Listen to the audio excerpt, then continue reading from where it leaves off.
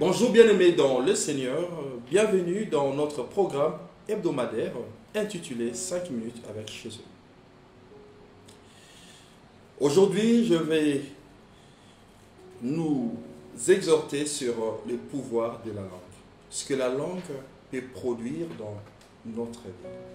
Je vous invite donc à ouvrir vos Bibles, si vous l'avez avec vous en tout cas, dans les livres des Proverbes, le chapitre 18 au verset 21. Donc nous sommes dans Proverbes au chapitre 18, le verset 21. Il est écrit ceci: la mort et la vie sont au pouvoir de la langue.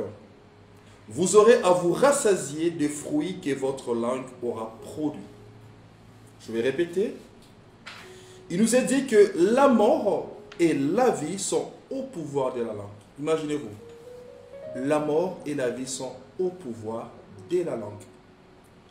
Vous aurez à vous rassasier des fruits que votre langue aura produits.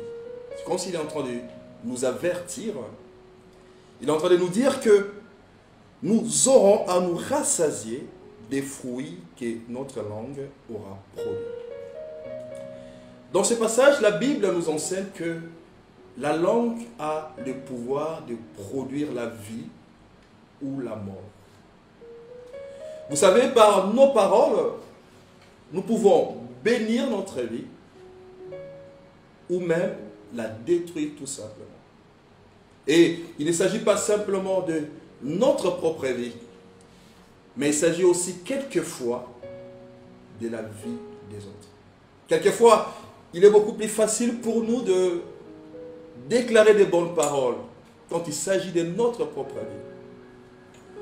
Et quand il s'agit des autres, on se permet de déclarer certaines paroles négatives et cela influence négativement leur vie. Vous savez, la parole est une sémence. Elle est une sémence qui produit toujours quelque chose, d'une manière ou d'une autre. Vous savez, une sémence peut durer, ça peut prendre du temps, ainsi de suite. Mais elle finit, d'une manière ou d'une autre, par produire quelque chose. Et la grande réalité est que nous mangeons, nous tous, d'une manière ou d'une autre, le fruit de la langue.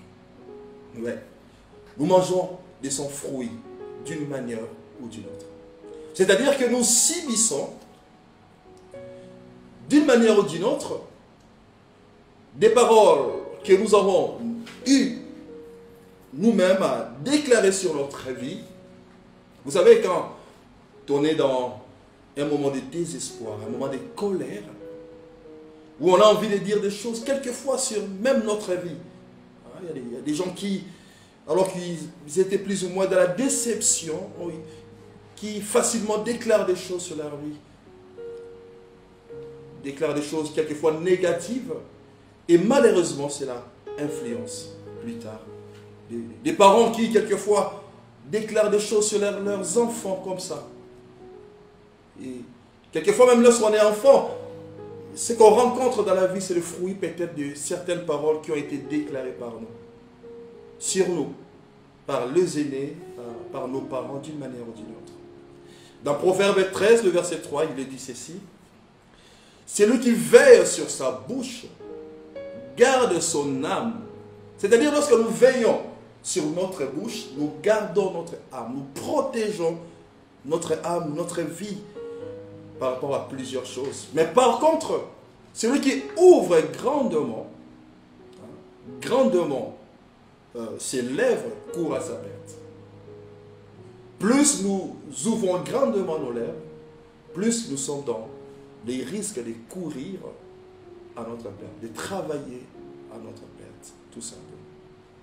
Voilà pourquoi il est important de savoir ce que nous disons, de savoir quand nous les disons et surtout comment nous les disons. Il est important de pouvoir veiller sur nous-mêmes. Quelquefois d'ailleurs dans la vie, il est mieux de garder le silence de garder le silence que de parler. Par rapport à certaines situations, le silence est beaucoup plus meilleur que les paroles qui peuvent sortir de notre bouche. Donc nous devons donc garder les silences quelquefois. Jacques, parlant de notre langue, dit ceci: la langue est un petit membre, mais qui se vante de grandes choses. Il dit, voici comme un petit feu. Elle peut embraser une grande forêt. La langue peut embraser. Elle peut détruire tellement de choses. Elle peut commettre des dégâts terribles. Donc voilà pourquoi est-ce que je nous exhorte par ce message à veiller sur ce que nous disons sur notre vie et aussi ce que nous disons sur la vie des autres. Que le Seigneur puisse abondamment nous bénir.